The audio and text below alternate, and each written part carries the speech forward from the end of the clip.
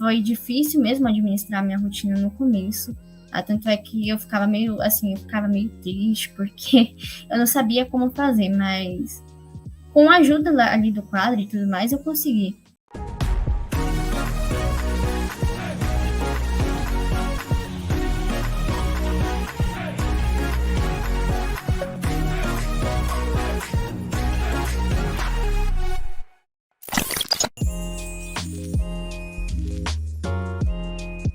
Aí minha escola, né, tudo mais, assim, a gente acabava assim, alguns conteúdos eu aprendia, mas é que eu nunca parei para pensar que, olha, com exercícios eu aprendia. Por exemplo, eu treinava em casa de vez em quando algumas contas de matemática, mesmo de física, para tentar entender o conceito, visualizava umas coisas assim. Com isso eu aprendia. Mas muitas coisas que eu tentava memorizar, eu só lia, isso daí em 2 semanas eu já nem lembrava mais do que eu tinha estudado. Então, isso significa que eu não aprendi, apenas eu vi naquele momento ali. Eu acho que isso não servia só para mim, mas também até para os meus amigos.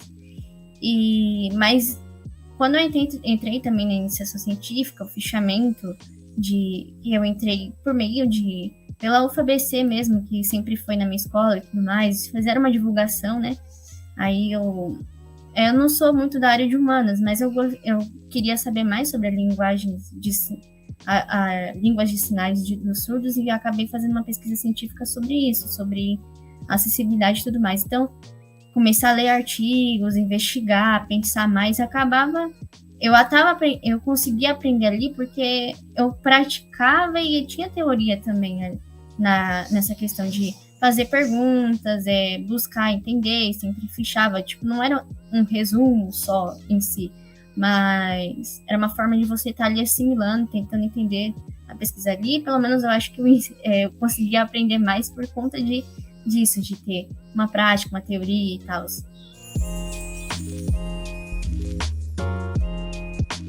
Então, é que ela foi divulgada na minha escola, mas foi pela UFABC, pela Universidade Federal da ABC.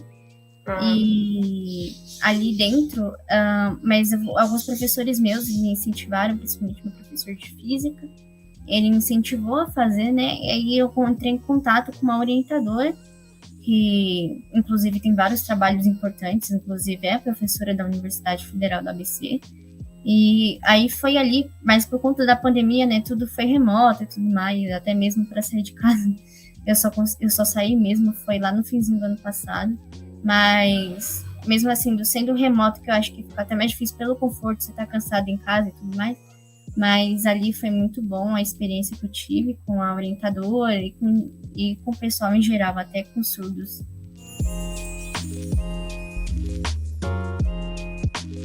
Então, eu ainda tinha um cursinho de inglês no sábado, ainda por cima que tinha que treinar. Então, eu acho que foi difícil mesmo administrar minha rotina no começo. Tanto é que eu ficava meio triste, porque eu não sabia como fazer, mas com a ajuda ali do quadro e tudo mais, eu consegui conciliar, eu estava ali. Bem, eu pensava primeiro, quais são os meus horários que eu não posso estudar para vestibular?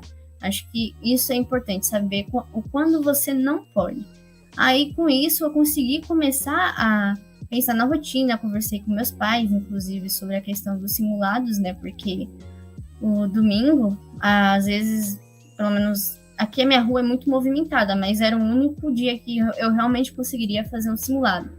E que eu precisaria da colaboração deles para eles fazerem também menos barulho, apesar de eu não poder pedir para a rua fazer menos barulho, mas pelo menos para ele. Ainda mais as motos o tempo todo aqui em Diadema é complicado algumas situações, então era difícil, mas enfim, consegui. Aí olhando para os horários que eu não podia e tudo mais, foi ali que eu comecei a montar e comecei a ver quais eram as minhas necessidades. Física, eu tinha dificuldade porque a física do vestibular, pelo menos eu não gosto tanto, eu gosto mesmo que é a física em geral, assim, sem ser a do vestibular, aquela pressãozinha das fórmulas e tudo mais. Matemática, química também, por conta da defasagem que eu tive durante a escola e tal, mas ali eu comecei a redação, principalmente. O dia que eu tinha que sentar ali e fazer uma redação, ter o tempo e tudo mais, mas também dar uma pausa, né, também nos estudos para respirar e tudo mais. Eu precisava dessa pausa, então eu tinha que controlar ali meu tempo e, apesar de não ter tanto tempo assim para estudar, eu tinha algum tempo sim disponível no dia. Então, o que eu não podia cometer é ficar procrastinando. Não, por conta de que o pessoal fica me zoando, mas é que eu sou uma pessoa, eu sou às vezes uma pessoa muito focada, então eu não consigo ficar pensando às vezes 3 coisas ao mesmo tempo, só tenho que fazer em uma, então tipo, naquele momento ali eu só ia fazer aquilo, então nem me chamava, nem me mande mensagem naquele momento que eu tava estudando, coisa do tipo, então eu sempre pensei, se é a responsabilidade minha, aquele momento eu tenho que fazer isso. A procrastinação só acontece mesmo quando pode, é nas férias. Mas de resto, eu sempre eu sempre tentava não, de nenhum jeito ficar procrastinando mesmo. Apesar de que tinha dias que eu estava muito esgotada por conta de exercício, prova da escola e tudo mais. Aí naquele dia assim que eu falava, não ia conseguir estudar mesmo, aí eu parava, porque não adiantava forçar uma coisa que eu estava muito cansada e não daria para estudar. Bem, eu gostava de ler um pouco, eu gosto de ler, na verdade, né, um pouquinho, uma ficçãozinha, assistir uma TV, assistir também umas séries, algumas coisas assim. E eu também, eu tenho um quintal, né, e dava para aproveitar para andar de patins, jogar um vôlei, alguma coisa assim, conversar com alguém, alguma coisa do tipo. Por conta da pandemia, a gente conversava pelo WhatsApp mesmo, por exemplo, com as minhas primas que estavam distantes, esse tipo de coisa. 13.248 exercícios. É muita coisa.